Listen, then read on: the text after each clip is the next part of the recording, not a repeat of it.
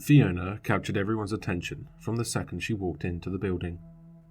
Management led her back into the conference room for her interview, and Dave popped his head into my cubicle. "Damn, man," he said. "I'd put in a good word for her. How about you?" I was too awestruck to say much of anything, so I just laughed along and buried my head back into my work. I was up getting coffee when she was leaving, and she brushed against me as she passed. My eyes followed her back to the elevator, lingering on the curve of her hip and the snug black pantyhose clinging to her legs. She wore some sort of floral perfume that lingered in the air after her. I spent the rest of the day trying to place it. She started 2 weeks later. The reception desk was catty-cornered to my office, and I spent the first few days transfixed by her cherry red hair and pale alabaster clear skin. She didn't wear a lick of makeup, and her clothes were modest yet well-fitting. But still, something about her reeled me in, buried in my brain like a song on repeat. She was shy, however. She hardly ever joined in on the office chatter, and was timid when it came to asking questions. When she became confused, I'd catch her head dipping low, eyes darting to and fro as she scrambled for the training guides she had been given. I found myself helping out a lot on reception duties that week, and I hate reception duties. Friday at 4, we all gathered in the lobby to pull on our coats and hats. Dave caught sight of Fiona and leaned down to her desk. "Hey, we're going to Castor's across the street for some drinks. Wanna join?" Her cheeks flushed pink and she shook her head. No, thank you. Have fun though." Internally, I was grateful, despite the missed opportunity. Me and my co-workers are, how do I put it nicely, highly functioning alcoholics. Drinking was a big part of our culture and took up most of our time spent together outside of work. Yet some gnawing feeling in me hoped that she wouldn't be a part of all that. I don't know if that's because I hoped she was better than it, or that I hoped that I was. Weeks passed, and Fiona slowly started coming out of her shell. Her laughter brightened up the whole damn office, like fairy lights had been strung over everyone's doors. Her jokes were quiet and understated, but cut to the bone once you caught on. "Hey, Fi," Dave said one Friday night as we were about to leave, slimy hands implanting themselves on her desk. The grin on his face was nauseating, lips pulled back over his teeth like a snarl. "Think you can keep an eye on a package for me?" 2 of the other guys snickered. One of them smacked the other on the arm. "I don't know, Dave," she said. "I don't have your pharmacist on speed dial." We all howled as we made our way across the street. Not long after that, I found myself alone with her in the break room.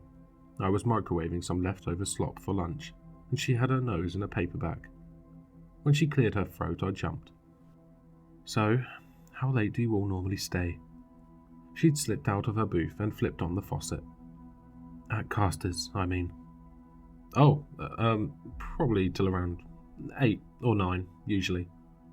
"Oh," she said, squeezing out a few drops of soap into her delicate hands. "It's a good time, you know." "I'm sure." "You should, come by sometime." The microwave dinged and I shoved my hands in my pockets. The guys aren't so bad, you know, once you get to know them. She shook her hands off in the sink and brushed past me to grab some paper towels. "I'd love to," she said. "But my family, well, they're pretty strict." I wasn't sure how to take that. She was definitely over 18, and despite her more conservative clothing choices, I never saw her wear a cross or anything. She didn't even seem scandalized by some of our more outrageous co-workers. "Oh," I said.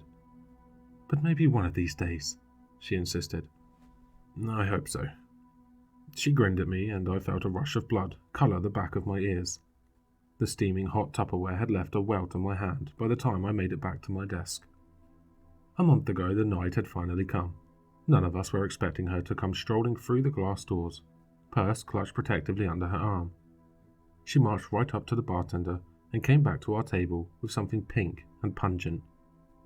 I didn't dare question the sudden change, and the night was off to a good-natured start.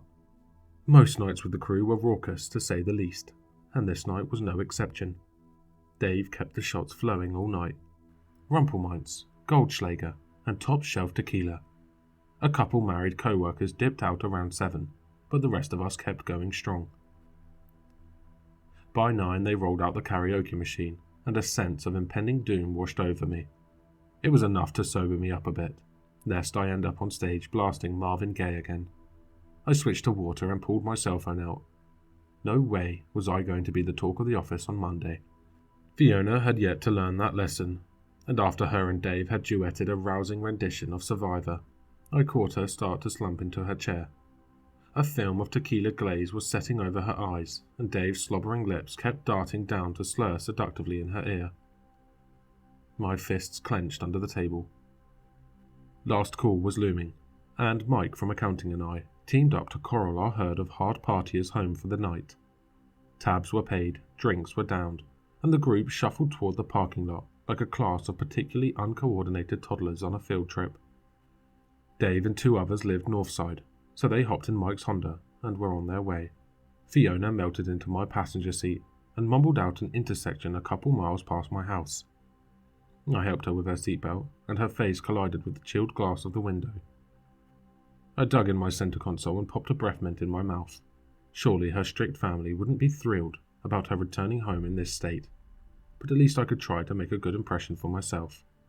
The drive was silent, besides the occasional soft murmur that waded over from the passenger side. It was disappointing, to be honest, the first time I'd been able to truly be alone with her, and we couldn't even have a conversation. At least she'd known I did my best to take care of her while she was in this kind of state.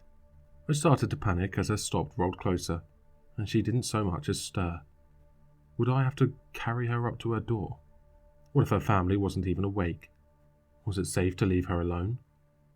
As I came to a stop, she started to perk up, lifting up away from the door and rubbing her eyes. "Hey, Fee," I said, reaching out to lay a hand on her shoulder. "We're here. Which house is yours?" Her head lolled to the side, face scrunched up as she regarded me suspiciously. After a beat, she seemed to recognize me, and one of those famous smiles of hers lit her face. "Adam," she said, leaning over in her seat. Thank you for the ride." She planted a sloppy kiss on my cheek and started fiddling with her seatbelt. I sat in stunned silence as she pried her door open and headed off toward a darkened house just up the street. She dipped to the left and to the right, but stayed miraculously upright as she stumbled along the cracked cement. I reached down to switch gears and noticed her purse still sat on the floor. Shit. I cut the ignition and stuck my head out the window. "Hey, Fee, hold up." She didn't seem to hear me, so I scooped the bag off the ground and darted after her. By the time I made it to the curb, she was ducking around the side of the house, disappearing in the silhouette of the neighboring building. I hurried after her, all too conscious of the looming threat of her family or the neighbors thinking the worst. I was huffing by the time I made it around the side of the house and came to a stop at the back door. Fiona was nowhere to be seen. I reached out to test the knob and found it locked tight. I cupped my hands together to peer in through the window. Had she already made it inside? How the hell had she moved that fast? My eyes dropped to the purse in my hand. Surely her keys were inside, but maybe she just locked it behind her. I didn't have her phone number, but I could swing by the office tomorrow to look it up. I sighed and turned back around. I caught sight of her out of the corner of my eye, a flash of white dancing along the periphery of my vision, along the line of the trees that pushed back against the edge of the property. I blinked to clear my eyes, almost not believing what I was seeing. Fiona was stumbling off into the woods. I took off at a run to catch up with her, terrified she might dip out of sight again and find herself cold and afraid tomorrow morning on the forest floor. Even sloshed, she was quicker and more graceful than you'd expect, flitting between the trees and advancing several yards by the time I'd cleared the tree line. "Fiona, wait!" I called after her. For a moment it seemed like she heard me. Her footsteps began to slow, and she leaned on a nearby tree for support as she kicked out of her keds. With the white sneakers clutched in her hands, she started forward again, footsteps slower and steadier as her shoulders rose and fell in rhythm. I was gasping for air by the time I caught up with her, and reached out to grab a hold of her arm to keep her in place. "Fiona, you have to get home," I said, spinning around her to cut her off. I saw her face and stumbled back. It was still her, with her round cheeks and perfect complexion, but different enough that I gasped and felt warm alcohol-tinged bile rising in the back of my throat. It was like her face had contorted, stretched. The space between her eyes had widened several inches, the bridge of her previously delicate button nose elongating.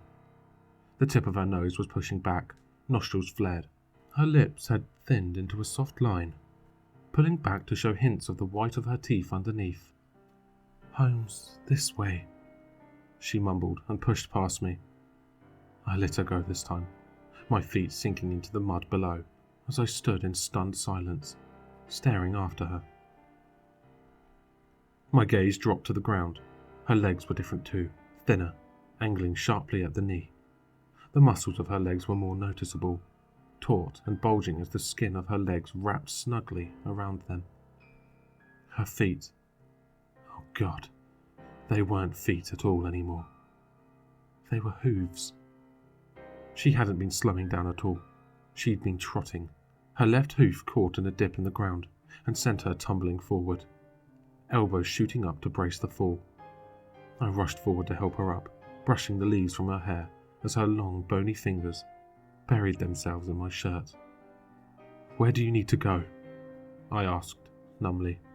We staggered forward together, her bracing against me, and me trying to bite down on the panic rising in my chest.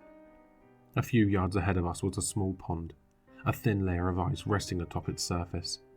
Somehow, even in the midwinter chill, it was surrounded by full-bloom flowers on all sides. As we neared it, she let me go and charged forward on her own again. I watched her as she went, pulling my jacket more tightly around myself. Even in this foreign state, she was still beautiful, like a piece of abstract art that the mind can't quite wrap itself around. There was a sort of grace in her body, a power that even falling down drunk, you couldn't deny. I realized I was still holding her purse.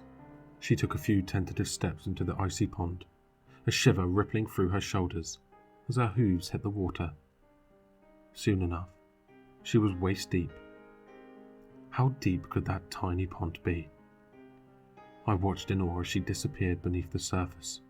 Once she was out of sight, I staggered, dropping to my knees in front of the pond.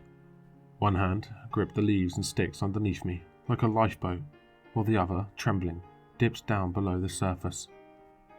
After maybe 5 inches, my fingers brushed along the bed of the water.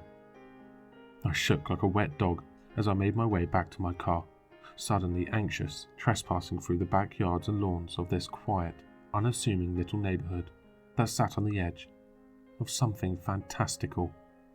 I let her purse fall back into the passenger seat and fired up the ignition. I gripped the wheel until my knuckles turned white, unsure that I could drive. One thought ran laps in my mind, over and over again. What the hell was the new girl?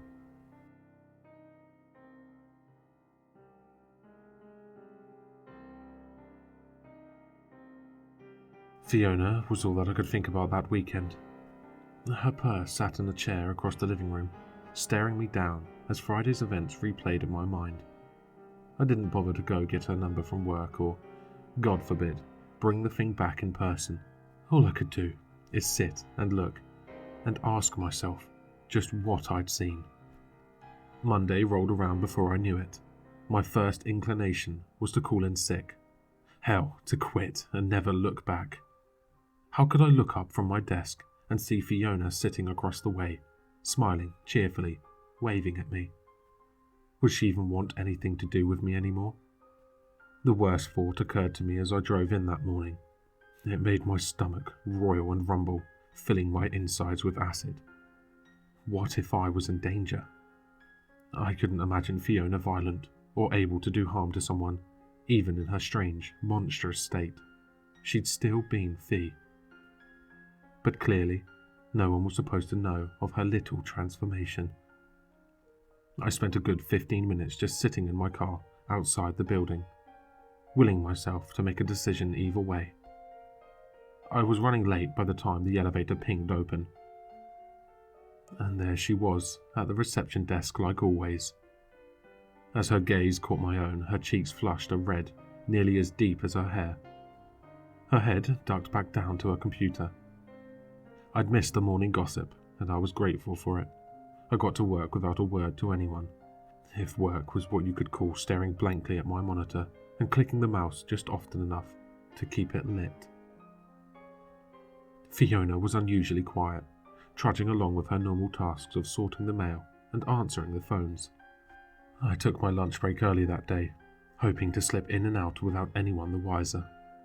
I must have missed her footsteps padding in the room behind me, and when a pointed finger dug into my shoulder, I nearly jumped right out of my skin.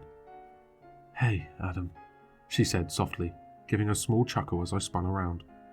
Everything was back to normal. Her round eyes, well-proportioned nose, and her feet, well, they were feet again. "I hear I owe you a thanks." "What?" I said. "For driving me home the other night, after the bar." "Oh." I realised I was still staring at her feet, and did my best to shake the burnt-in image of hooves out of my mind. "No problem, really. It happens to the best of us." "You know, I don't remember anything after karaoke," she admitted. She looked about as awkward as I felt. "Yeah," I said. It was a wild one, but I should, I lifted my lunchbox up and shook it around. "Yeah, of course." I shuffled past her to grab a fork from the drawer, resigned to eating my food cold, just to get out from under the weight of her icy blue eyes. "Oh, Adam, do you have any idea what happened to my purse? I haven't been able to find it." I turned back to look at her, brows raised, and forced down the lump clawing up the back of my throat. "Nope," I said. "I haven't seen it." Several hours later, my car was parked catty corner to Fletcher Avenue. The hood of my jacket was pulled tightly against my scalp, and my knees knocked against the underside of the dashboard as I sat slumped down in the seat. The sun was just starting to dip below the thick foliage behind me, dripping pink and purple strokes along the early evening sky. A city bus crept to a stop down the street, and my hand tightened around the door latch.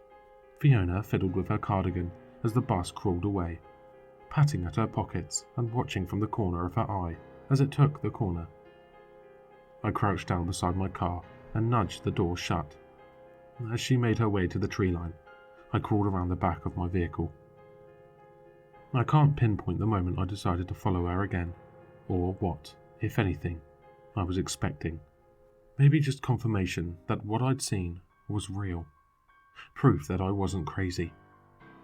All I know was that from the second I saw her other form, all I could think about was seeing it again. She cut through a couple yards while I followed the sidewalk on the end of the block until it reached a dead end at the trees. Her lithe disappeared into the greenery as I ducked from tree to tree after her, leaves crunching under my stiff loafers. I caught sight of her again as she was slipping out of her shoes and pulling her fiery mane into a bun at the back of her head. I was a few yards behind her and to the left, and she didn't seem to notice me.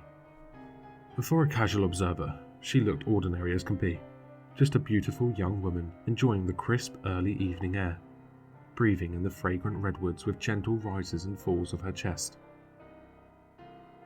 But it was her exposed legs I was looking at when her skin began to ripple and pulse. A shiver tore down to the base of my spine. Her heels raised up off the ground, and her knee joint bent forward until she was perched at a severe angle. Her hooves danced joyfully along the dirt beneath them, and I let out a breath I didn't know I was holding. I went back the next night, and the night after that. Soon I was leaving for work early to stand vigil, waiting for her to emerge from her shallow little pond and transform back into that lovely, charming young woman who'd caught my eye in the first place. It would be fair to say I was growing obsessed. Who wouldn't? My feet were wearing grooves at the base of the tree I usually found myself behind. I'd taken to bringing a book with me just to fill the time.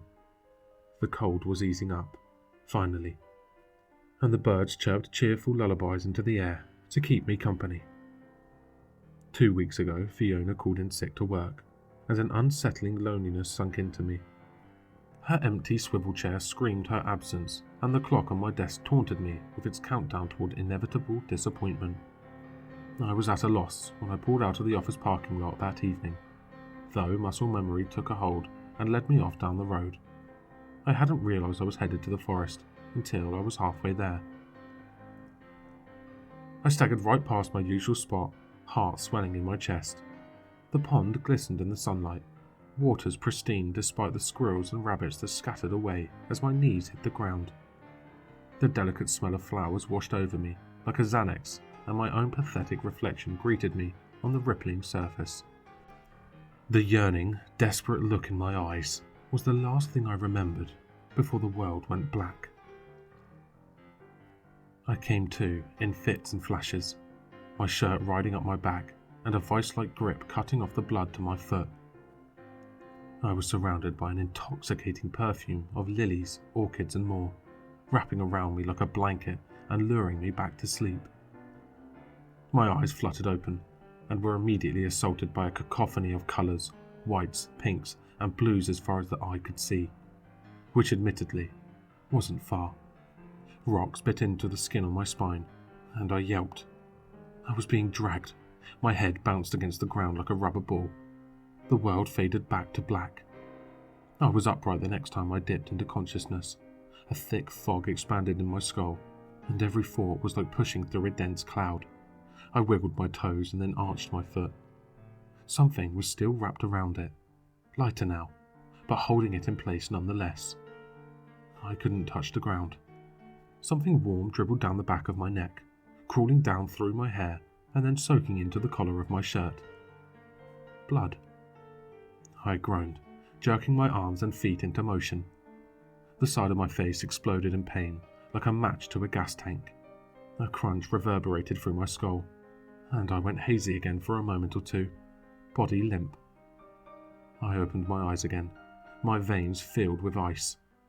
Standing before me was a creature similar to Fiona, with cloven feet and stretched inhuman features. Only it was older, face pockmarked and scarred, lips raised into a snarl that exposed its sharp yellowing teeth. It stood at least 6 feet high, even stooped over as it was. It was undeniably male, with its taunt muscular chest. He was built like a bull ox. One flick of a wrist he could crush my windpipe. I got the distinctive impression that that's exactly what he wanted to do.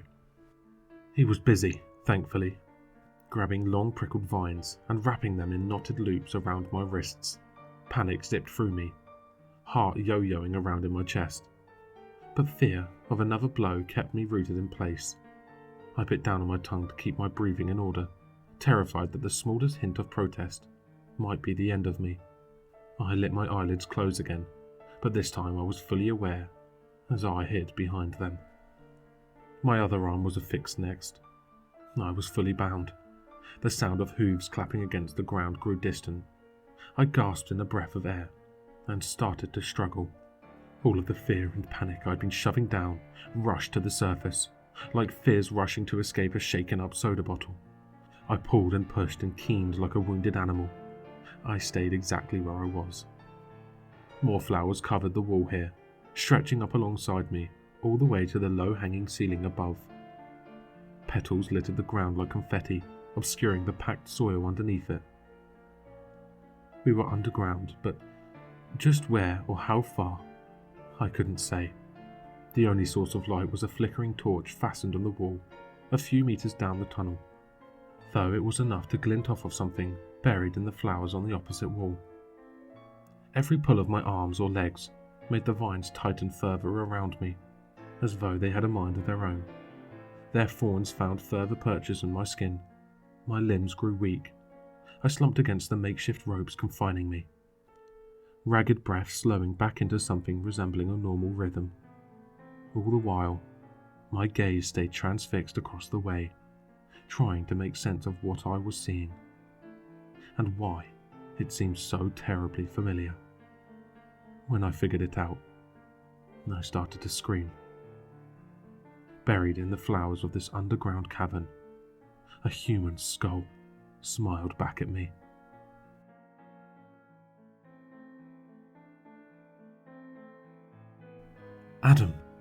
Adam, please, you have to wake up. The sweet sound of Fiona's voice drifted through my dreams like a melody. We were driving down a country lane together, windows down, music drifting out into the open air. Her fiery hair whipped around like an inferno, and something about the perfume she was wearing felt like home.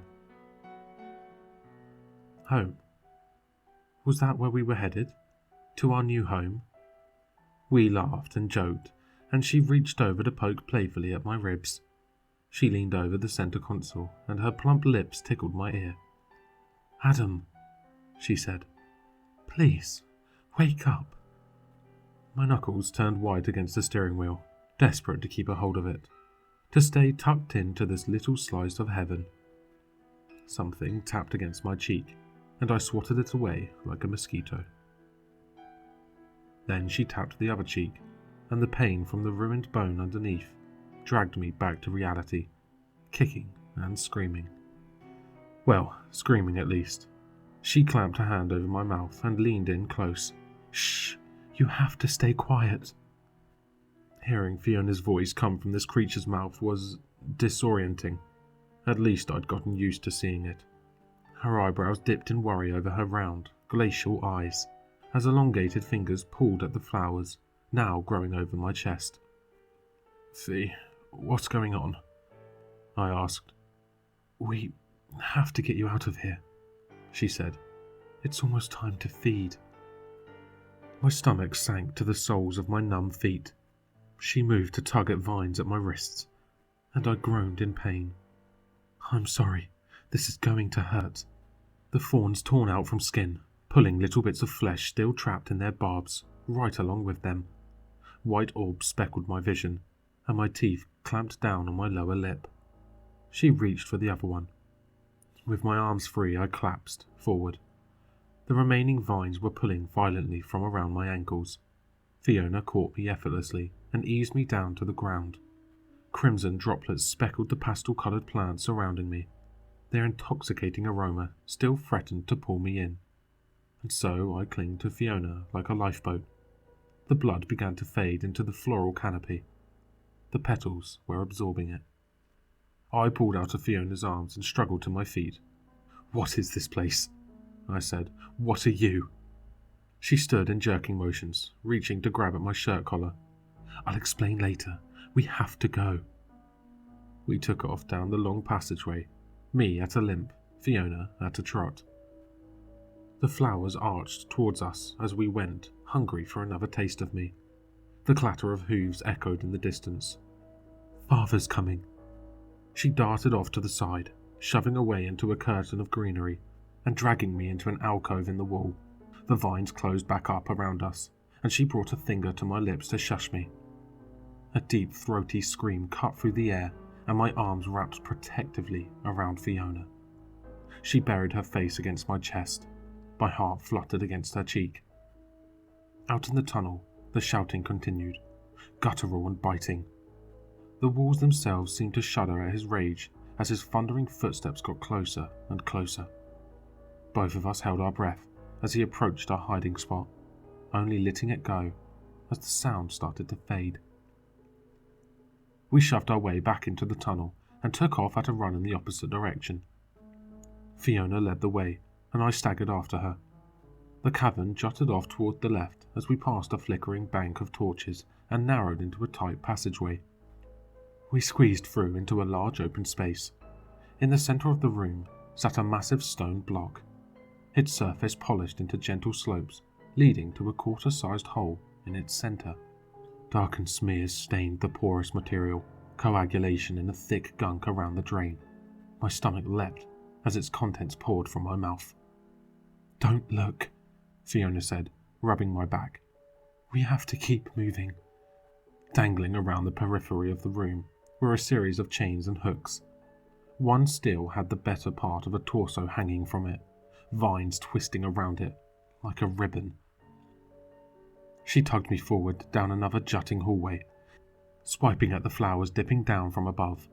At the end of this hallway, a lone wooden door sat propped against another opening. She leaned back and ushered me through, easing it back behind her. This room was smaller, and thankfully not coated in gore. A twin-sized mattress lay in the corner of the bare dirt floor, a pale pink sheet and knitted throw blanket tucked over the top of it. The flowered walls were lined with strings of Christmas lights, glowing warmly and plugged into a generator, humming in the corner. A tarnished wooden vanity sat against the right-hand wall, a cushioned stool before it, and a portable clothes rack to its side. On the rack rested a slew of familiar skirts and dresses, pressed neatly in place on their hangers. This was Fiona's room. I stumbled over to the stool when my feet finally gave out on me. She tugged open a drawer and produced a set of towels. I stared at my bloodied face in the mirror as she weaved the cloth around my wounds. My hands wouldn't stop shaking, and so I gripped the wood in front of me and drew in a careful breath. Fiona, what the hell are you? She flinched at my question, and I reached out to brush my fingers along the exaggerated bridge of her nose. What is this place? I asked instead. Home. The final makeshift bandage was tightened around my wrist, and Fiona leaned back against the vanity. She tugged at the hem of her skirt and refused to meet my eyes. I told you my family was strict, she said. I just didn't tell you why. Reaching back toward the wall, she plucked a single bright white blossom from its roots. It settled into the dip of her palm as she held it out to me. As it neared my face, it began to shudder. She rotated her hand and let the flower fall. Before it touched the ground, a new set of roots had sprouted up to catch it, wrapping around its base and absorbing it back into the system. We feed it, and it feeds us. Without it, we'd wither away. But at work, I began.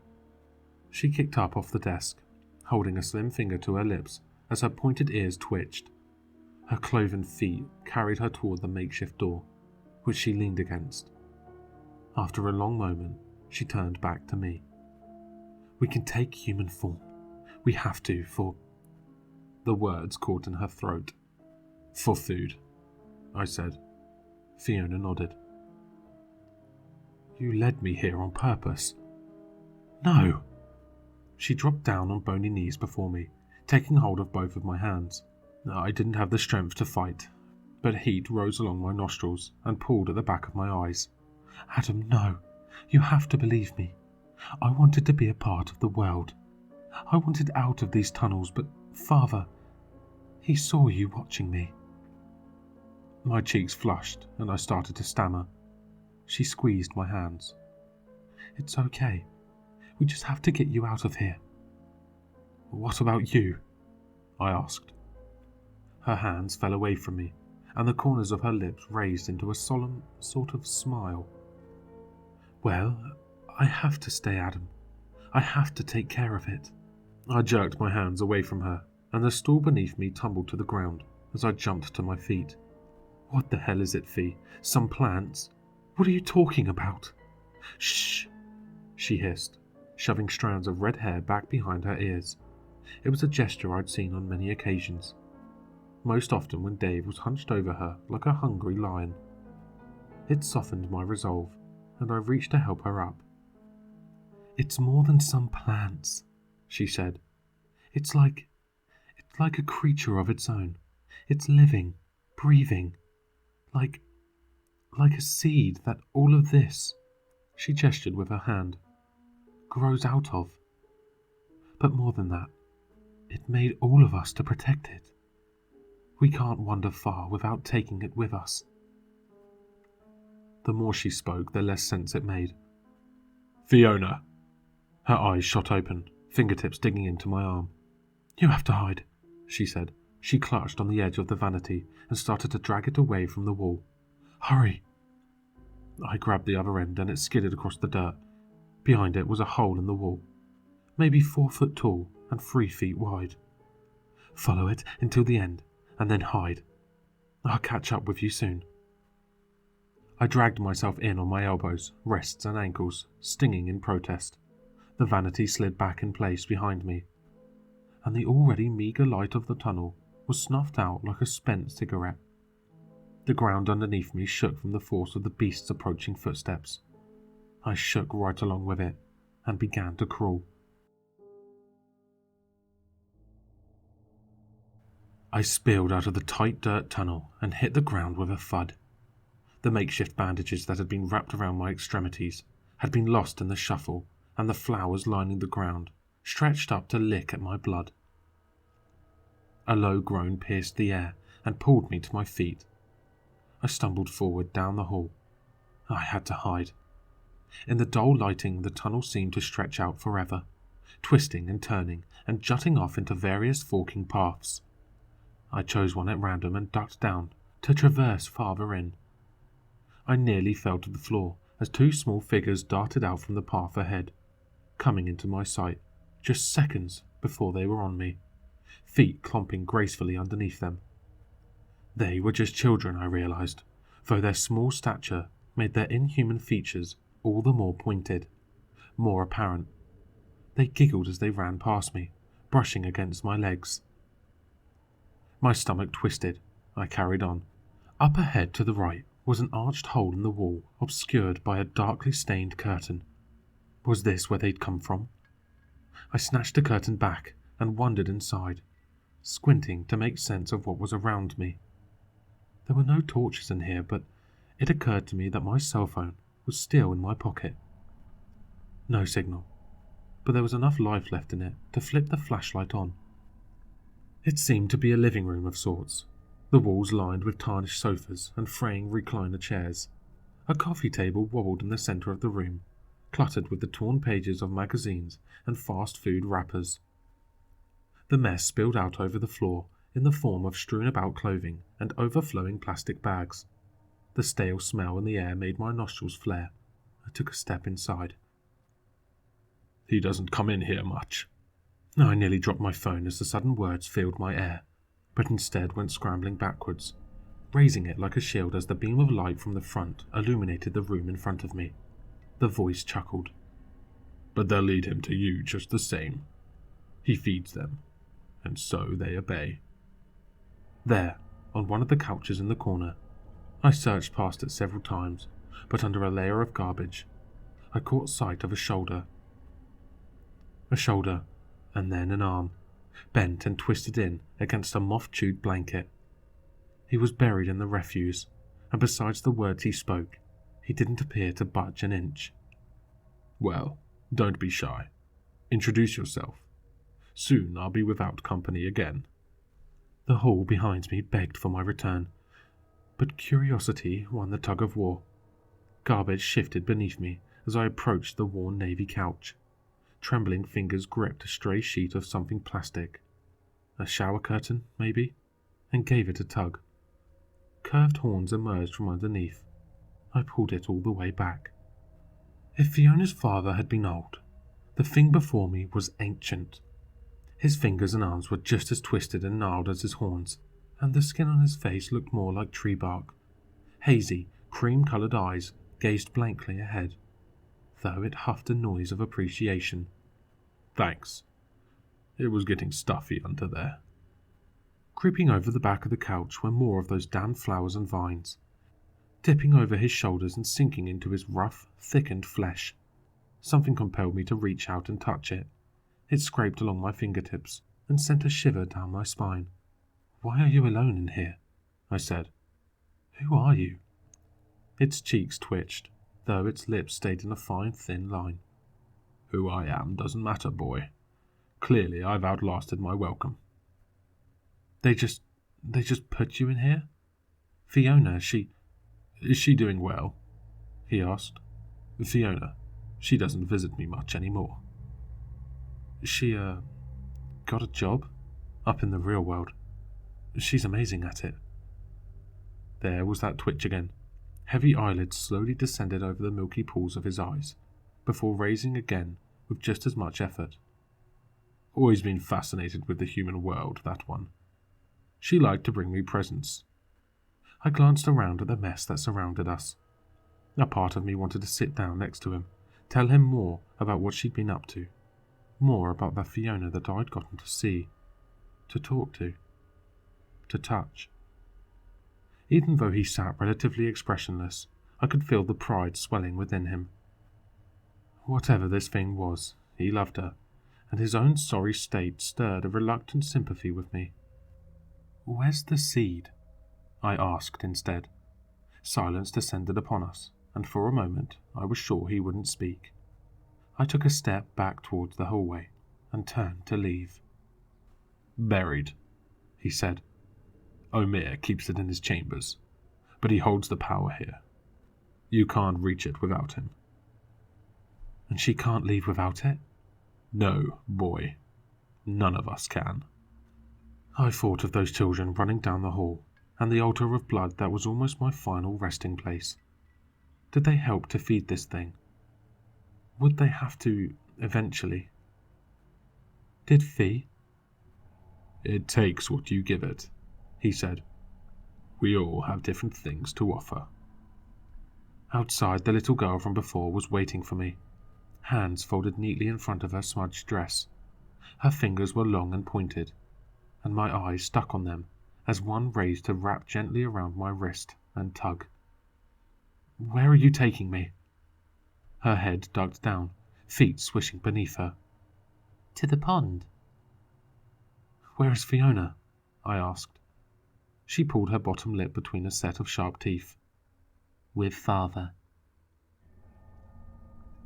I thought of the real world waiting for me up above, the sun shining down upon ordinary trees and ordinary houses. I could fall into my car, back into my regular life. Fiona's purse would still be there on my recliner, waiting for me to come home. Dave would laugh about missing the sight of Fiona's ass walking into the elevator every day.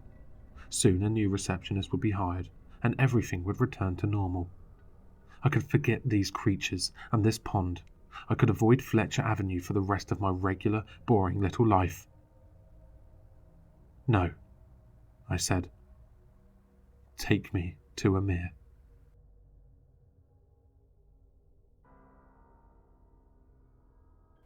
The tunnels went on farther than I could have imagined, twisting and turning and folding in on one another. Still, the little girl traversed them with practiced ease, leading me further into the flowered labyrinth. We passed more of her people along the way. They quickly busied themselves with other tasks, pretending not to see us. None of them would look me in the eye. Around me, the pastel pinks and purples of the flowers started to grow dark. Their petals turned to crimson, and the thorns of the vines grew thick and sharp. We were getting close. Up ahead sat a pair of double doors, these ones actually affixed to a frame in the dirt wall around it. Unfamiliar symbols and drawings were carved into the thick wood. Just laying eyes on them made my insides squirm. It was reminiscent of how I felt when I saw Fiona for the very first time.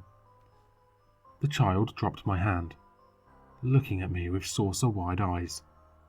"You have to tell him you're here," she said. Then she ducked her head and took off back the way she'd came. I approached the door with heavy footsteps and glanced down at the still-drying blood coagulating around my wrists. Beyond the doorway, a heaving thud resounded, and a feminine pain-filled cry pierced the air. Massive thorns hung just over the archway. It didn't take much pressure to break the skin on my palm and press my now bleeding hand against the wood. The commotion beyond came to a halt, and the heavy doors flew inward. Standing on the other side of it was the creature who had trapped me here in the first place, Fiona's father. He towered over me, a monstrous snarl pulling at his thin lips. Behind him, Fee lay face down in the dirt, blood seeping from her ear and joining her hair in a crimson puddle that surrounded her like a crown. Amir grabbed me by the collar and flung me like a rag doll into the room.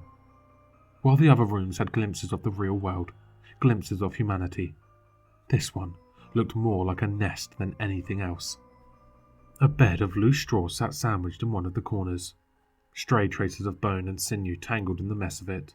Several more hooks lined the walls, each one occupied with the mutilated remains of the humans that came before me. The flowers near the doorway itself remained red, but farther in they grew darker still, until they were as black as the dirt underneath of them. They seemed to twist around the centre of the room, near where Fiona was lying. "Father," Fiona said, struggling to push herself up off the ground.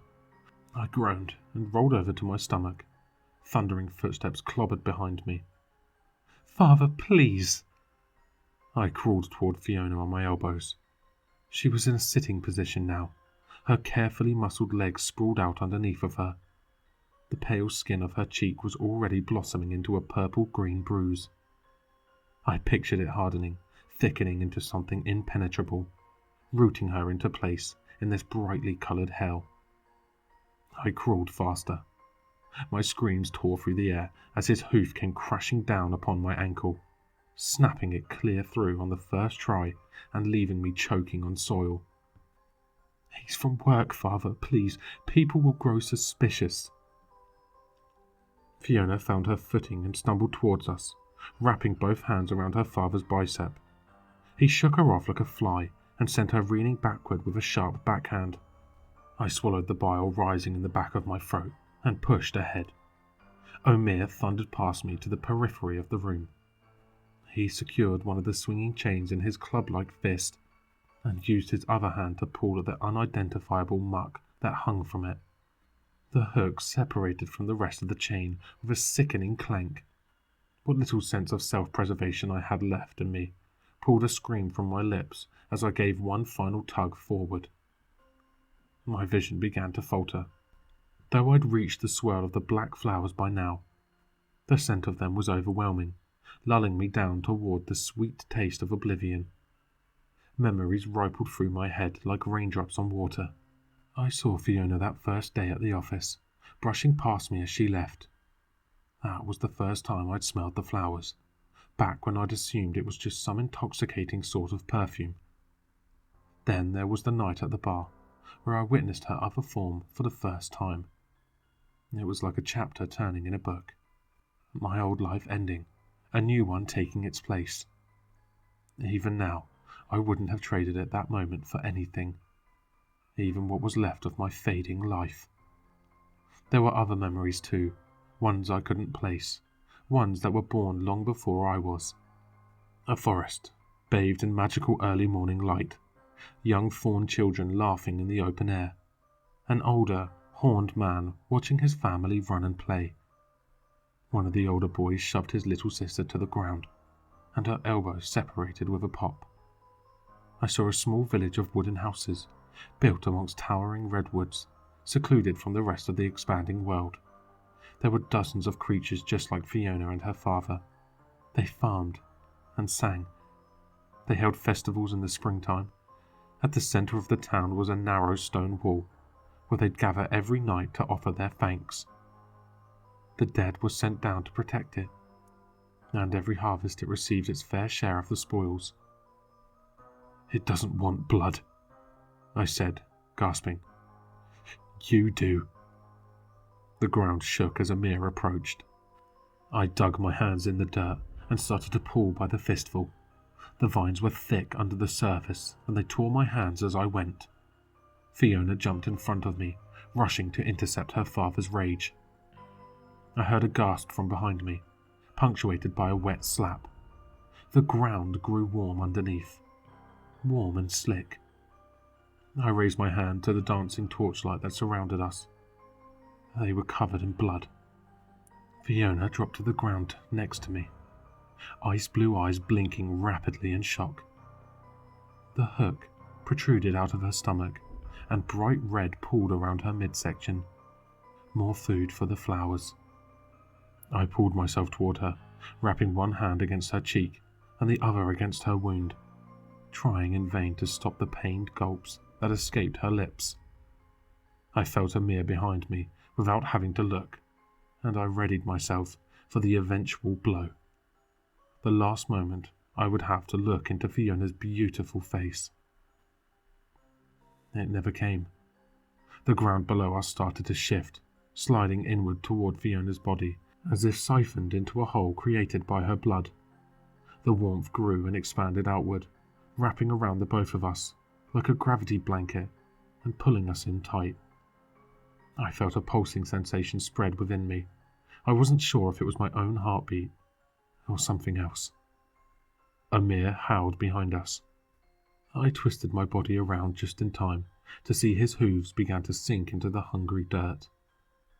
I too felt like I was sinking, but not physically. My body stayed right where it was, but my mind floated away on a rising tide, pulled deeper and deeper into an ancient, impossible sort of consciousness. It wasn't a seed at all that rested below us, but I understood why they called it that. Whatever you fed it, it started to grow. But there were rules, however. There were lines that you didn't cross.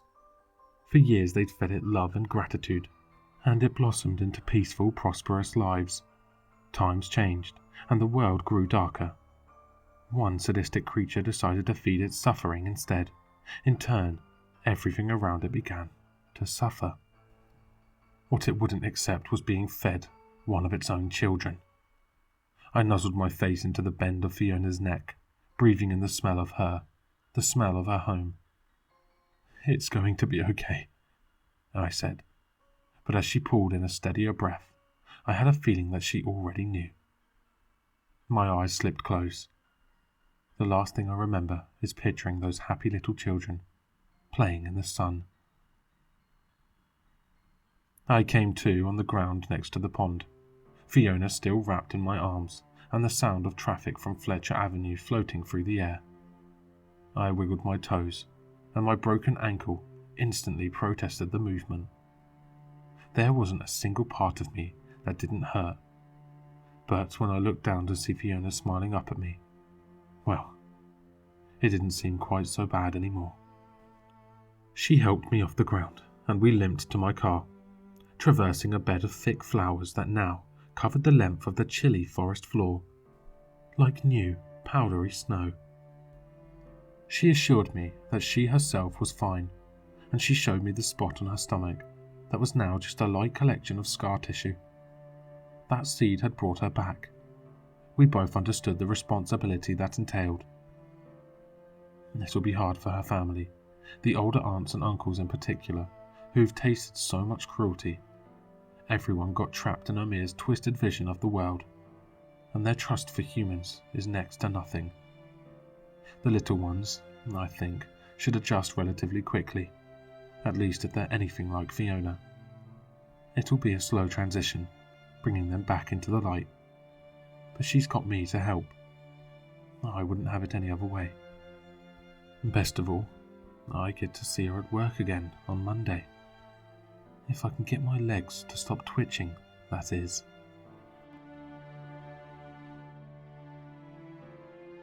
Hello listeners, if you enjoyed this story, please check out the author in the description.